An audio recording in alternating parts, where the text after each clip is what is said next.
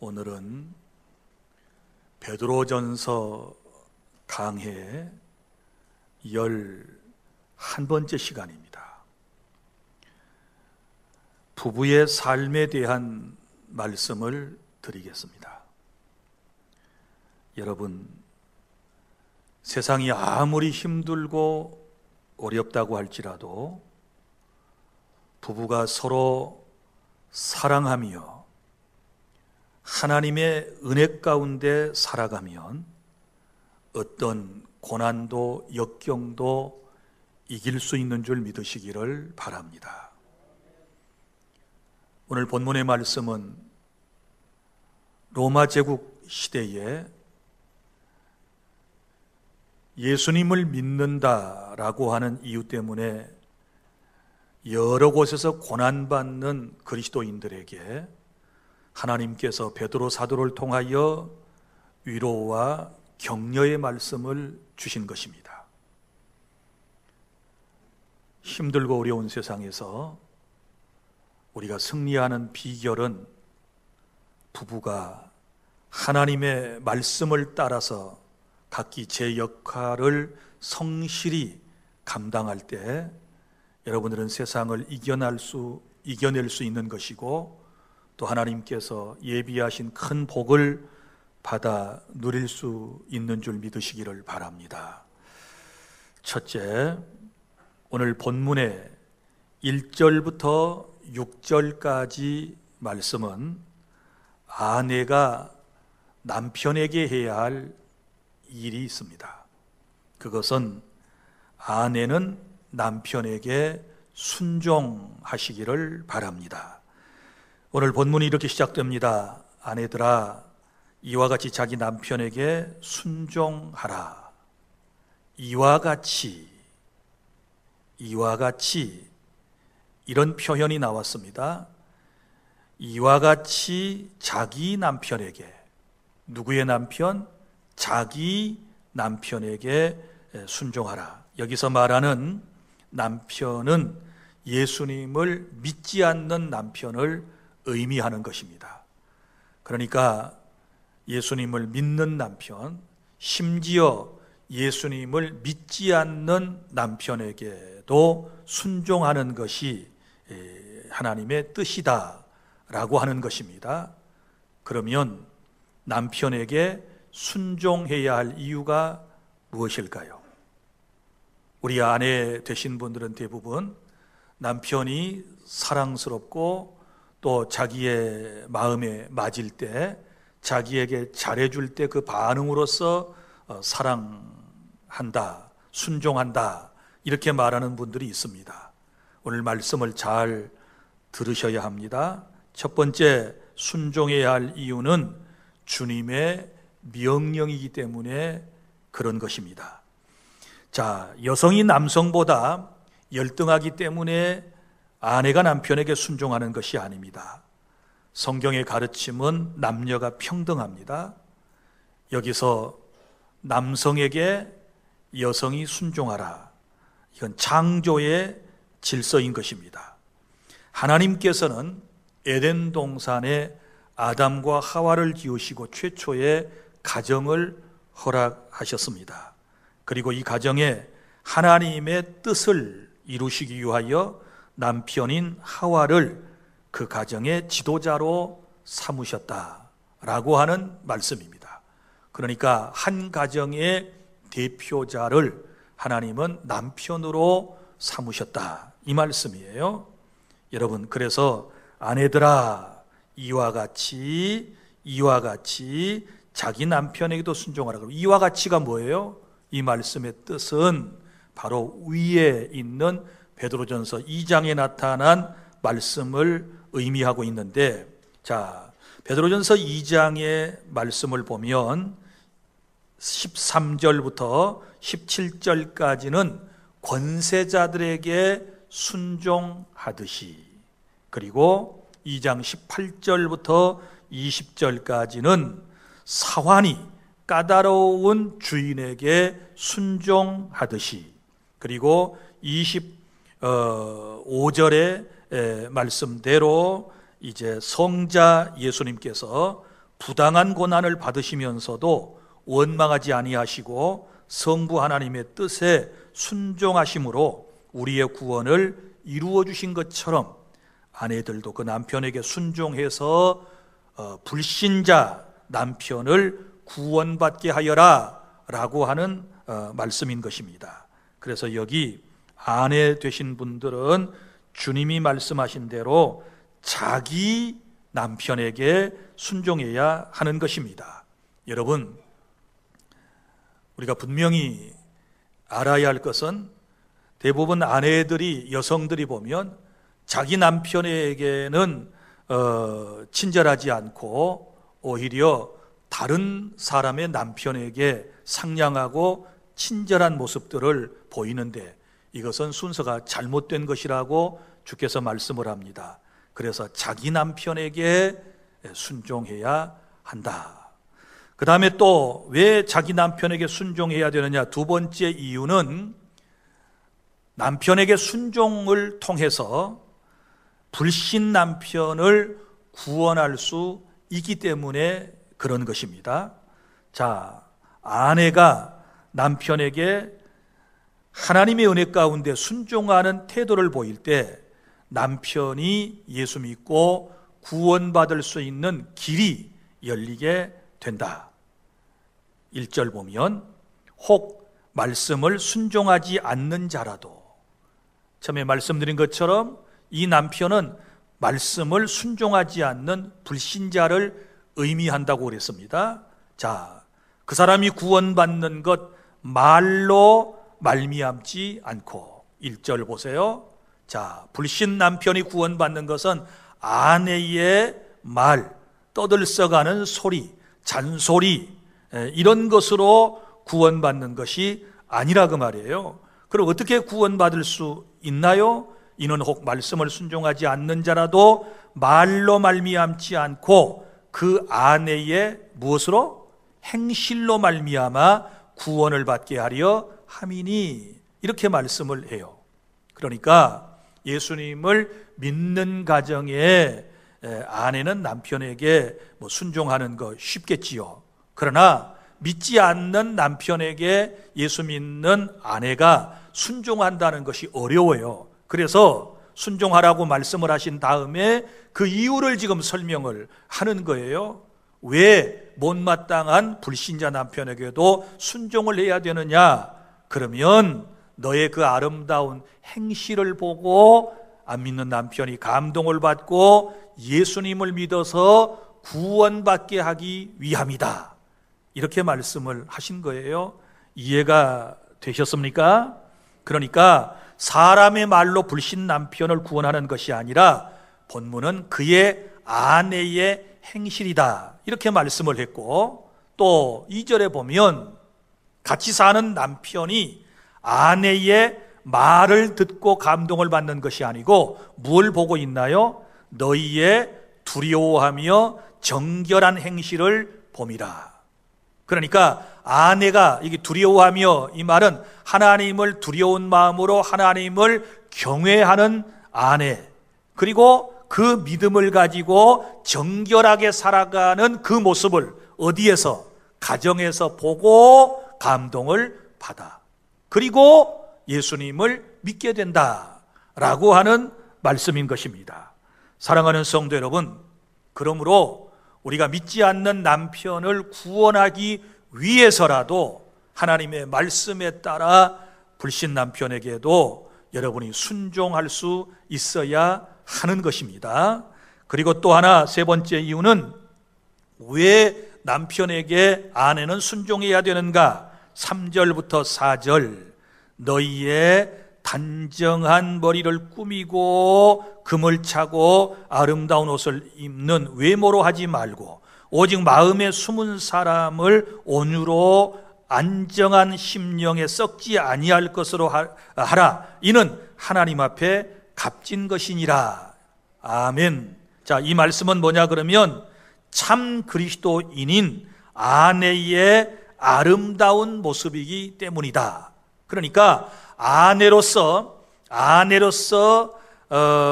참 믿음을 가지고 아름다운 삶을 살아가는데 그 아름다운 삶이 뭐예요? 남편에게 순종하는 것이다. 이렇게 말씀을 하는 거예요. 그러니까 외모로만 자기 자신을 단장하는 것이 아니라 속사람을 단장하고 그리고 남편을 대하라, 이 말이거든요. 그러면 뭐 꾸미지 말고 화장도 하지 말라 이런 얘기일까요? 그런 뜻은 아니에요. 그게 너무 지나쳐서는 안 되고 자꾸 본질을 놓치고 외적으로 뭘 해서 남편에게 감동을 주고 외적인 어떤 것을 동원해서 남편의 마음을 사로잡으려고 해서 그것만 가지고서는 안 된다라고 하는 것을 지금 강조하고 있는 거예요. 그래서 여기 두 종류의 단장이 나와요.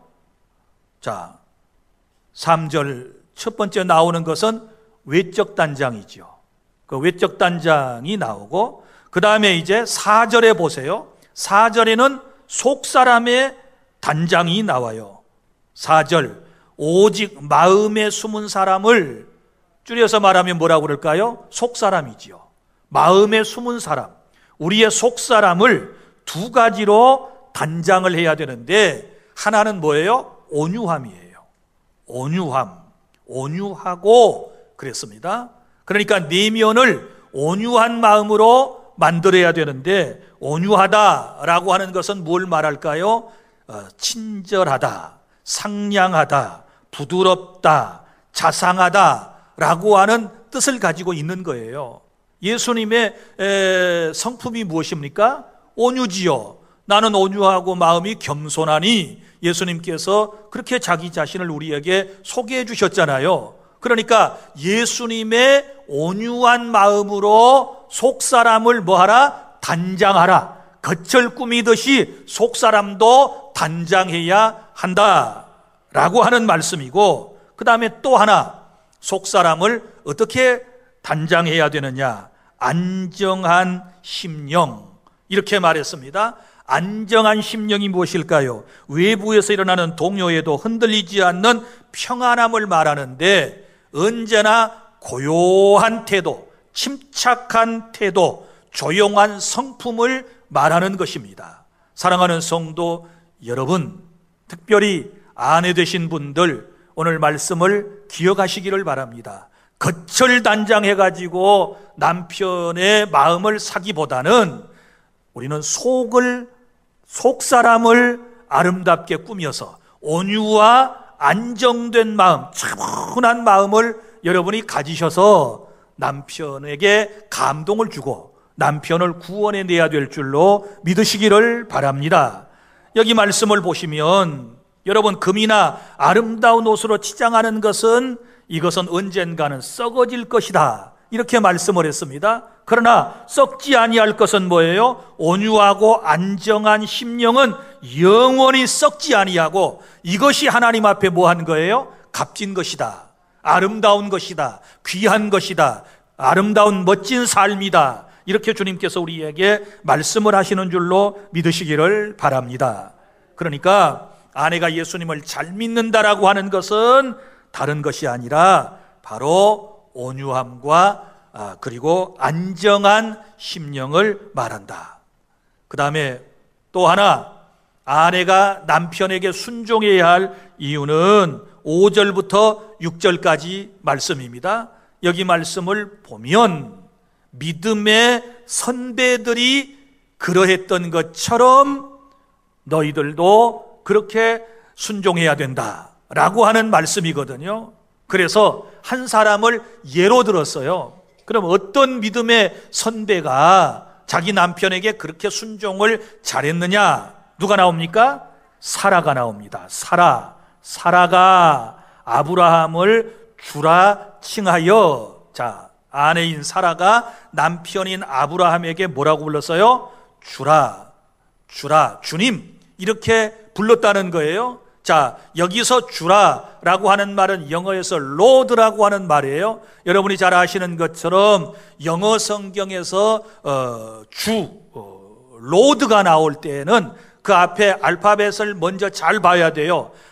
LORD, 로드가 주인데 이 L자를 대문자로 쓰면 하나님을 말하는 거예요. 예수님을 말씀하는 거예요. 그러니까 신을 말할 때, 신에게 주여라고 할 때는 대문자를 쓰는 것이고, 여기서 사라가 자기 남편에게 주라고 했을 때도 똑같은 로드인데 영어 성경에는 L자가 소문자예요. 그러니까 이런 차이가 있다는 것을 아셔야 돼요. 그러면 주라고 하는 뜻은 뭘까요?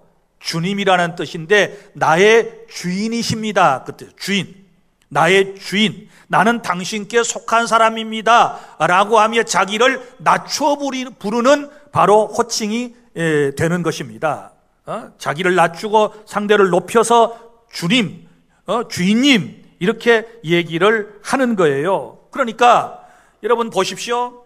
이 사라가 자기 남편을 얼마나 존귀하게 여겼는가, 얼마나 높여 불렀는가를 우리가 다시 한번 깨닫게 되는 것이거든요.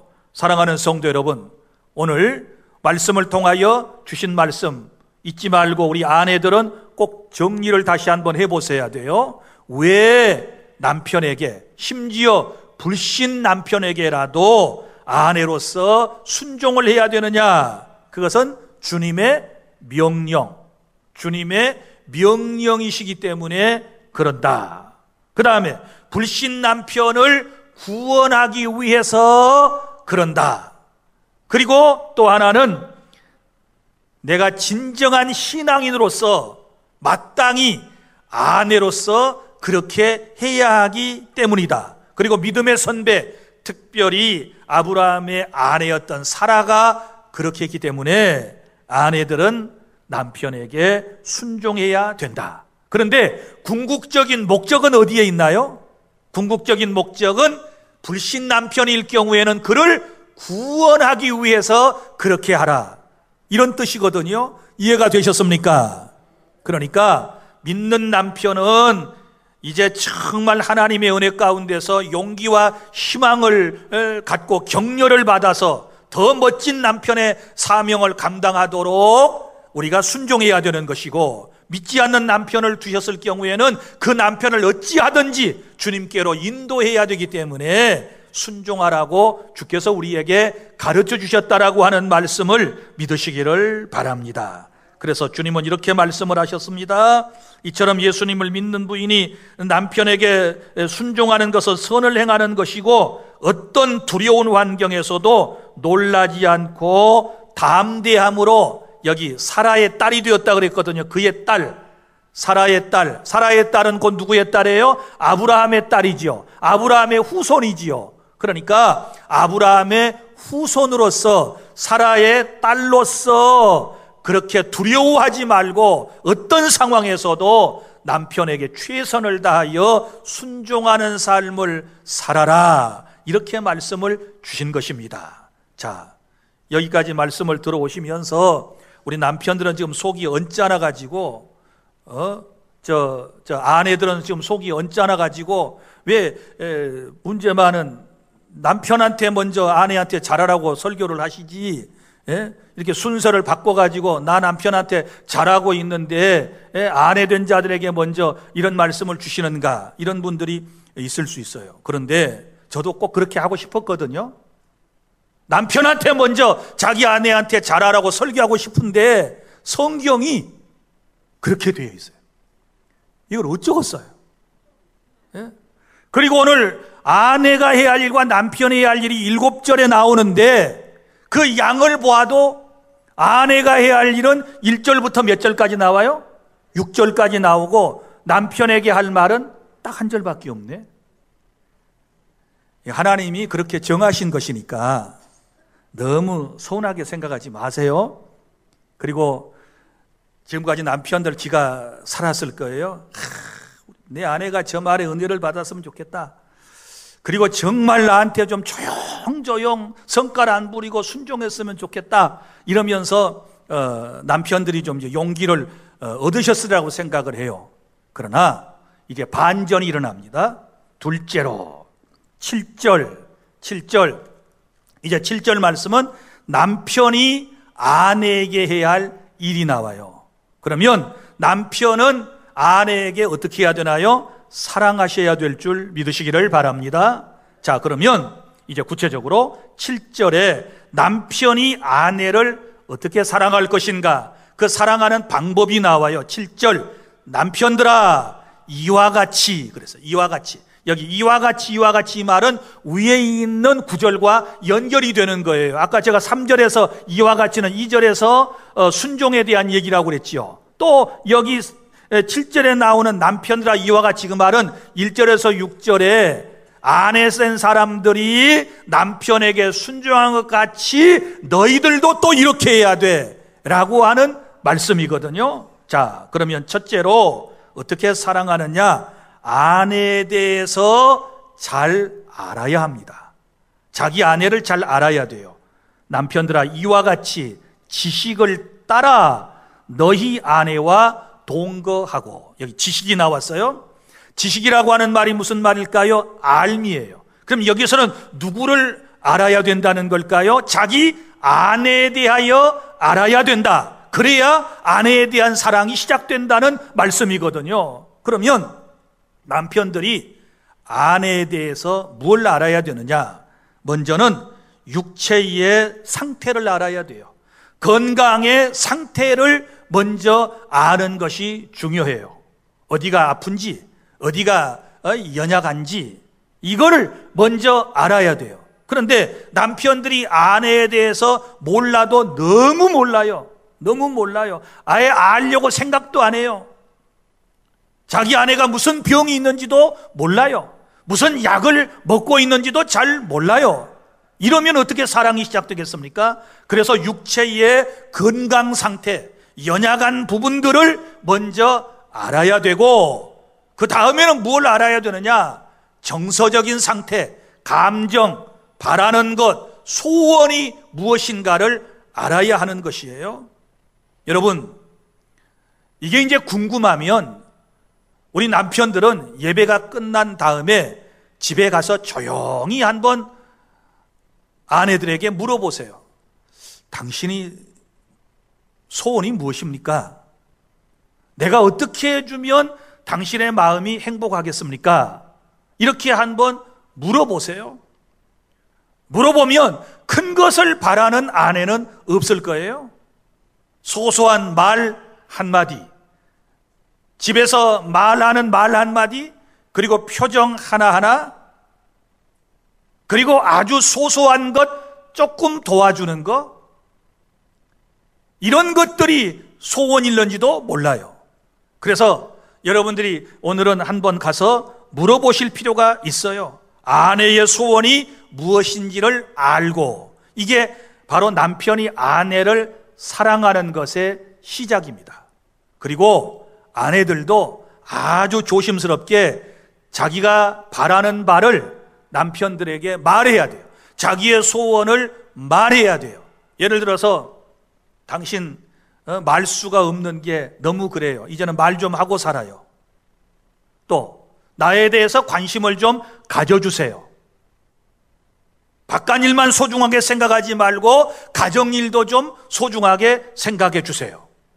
아내가 얘기를 해야 돼요. 해야 돼요. 아마 젊었을 때는 잘 안 들을 거예요. 무슨 지금 배부른 소리냐고. 그런데 이 남편들이 나이가 들어가면 이제 기가 꺾인다는 것 아시지요? 30대까지는 큰 소리 치고 40대가 되면 조금 이제 아내 눈치를 보고 50대, 60대가 되면 아내가 소리치면 깜짝깜짝 놀라요. 그리고 70대가 되면 이제는 철저하게 순종하고 복종해야 돼요. 그래야 가정이 평안해져요.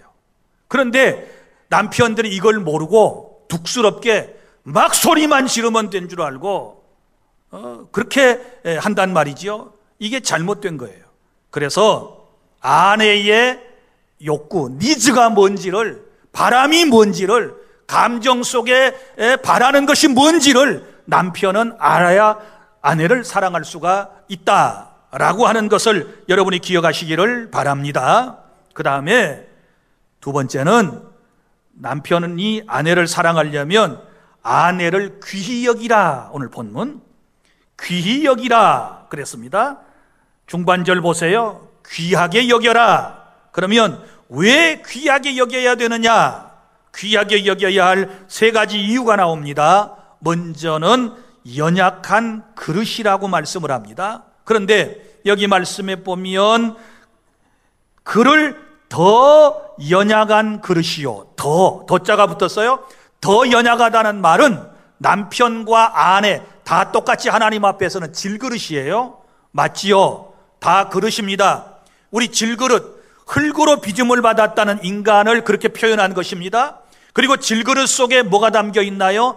영혼이 담겨 있어요. 이걸 사람이라고 그래요. 그런데 그리스도인은 질그릇 속에 보배로우신 예수님을 또 담고 살아가는 거예요. 할렐루야. 그러니까 남자나 여자나 다 똑같은 그릇인데, 그릇도 강한 그릇이 있고 연약한 그릇이 있는데, 성경은 여인을 뭐라고 얘기합니까? 더 연약한 그릇이요. 남자도 깨질 수 있습니다. 질그릇이니까. 그런데 여성은 더 연약한 그릇이다, 이렇게 표현을 했단 말이에요. 그러니까 무슨 얘기인가 하면 깨지기 쉬운 그릇이다. 그럼 깨지기 쉬운 그릇은 어떻게 다뤄야 되나요? 조심조심 다뤄야 하는 것입니다. 여러분, 그릇이 깨지면 소리가 나요, 안 나요? 요란한 소리가 나듯이 여러분 마음의 상처를 입으면 아내의 소리가 커지는 것입니다. 여인의 마음이 깨지면 큰 소리가 나도록 되어 있는 것입니다. 그래서 연약한 그릇인 여인의 마음에 이 상처가 나지 않도록 우리가 조심해야 된다라고 하는 것입니다. 그래서 아내의 행복은 큰 것에서 오는 것이 아니라 작은 것들을 통해서 온다는 사실을 깨달을 수 있기를 바랍니다. 깨지면 소리 나니까 깨지지 않도록 귀하게 아주 조심스럽게 다루어야 한다.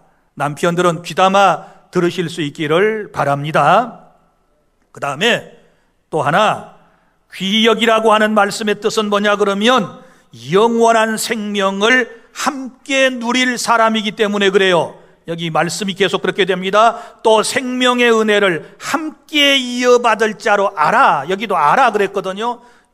아내에 대해서 알아야 된다 그 말이에요. 무슨 얘기인가 하면 구원에 관하여 평등하다는 얘기예요. 똑같이 예수 믿고 남편이나 아내나 구원받고 생명을 얻었다, 이것을 지금 강조하고 있는 거예요. 더 나아가면 함께 예수 믿고 천국에 갈 너무나도 소중한 존재이기 때문에 귀하게 여겨라, 이런 뜻이거든요. 사랑하는 성도 여러분, 그러므로 부부는 영원한 동반자인 줄 아시기를 바랍니다. 영원한 동반자, 이 땅에서도 함께 살고 천국에까지도 동반하게 될 그런 바로 부부관계가 하나님께서 맺어주신 관계라고 하는 사실을 우리는 기억해야 될 줄로 믿으시기를 바랍니다. 그래서 소중히 귀중히 여겨라. 또 하나, 왜 남편이 아내를 사랑할 때 소중히 여겨야 되느냐 그러면 여기 오늘 마지막 말씀에 보면 이는 너희 기도가 막히지 아니하게 하려 함이라, 이렇게 말씀을 했는데 이것은 그래야 내 신앙생활이 평안해질 수 있기 때문입니다. 무슨 얘기인가 하면 남편이 아내와 다투고 싸우고 나면 기도가 어때요? 막히잖아요.